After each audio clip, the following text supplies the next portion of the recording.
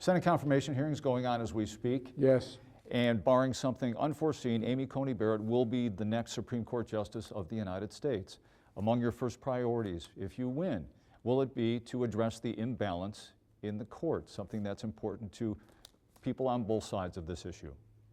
The imbalance in the court is a debate that's going on now. What I want to focus on, they're court packing right now. The election is underway. This has never occurred before.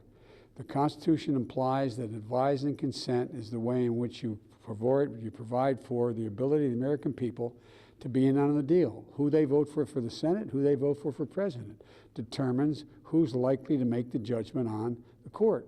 And what's going on now is just an outright effort to do away with health care. Is it a case where to the victor goes the spoils and Republicans have the hammer in the Senate? No, by the way, that's not how we work in America. The victors go the spoils. That's more like, the way Trump views things. That, look, if I get elected, I'm going to be not a Democratic president. I'm going to be a president for all Americans. I'm going to work for those who voted against me as well as those who voted for me. You're running an ad right now that's airing in Toledo where you promise to protect and expand Social Security, tax the rich. Yes. Can you commit to the Toledo auto worker, to the teacher, the healthcare worker, that you will not raise taxes, their taxes will not be raised? I absolutely commit, guarantee, positively, if you make less than $400,000, your tax will not go up at all. I'm going to make sure, I don't want to get this passed, but I'm going to try to raise the corporate wage, the corporate tax back to 28%. It was at 30-something, but to 28%.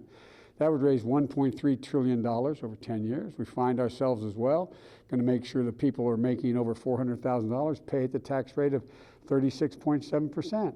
People here in Northwest Ohio and Southeast Michigan shocked to hear about the alleged plot to kidnap Michigan's Governor Gretchen Whitmer. If you become president, what will you do to tackle domestic terrorism and heal what we have, our divided country, the likes of which we haven't seen in decades, perhaps 100 years?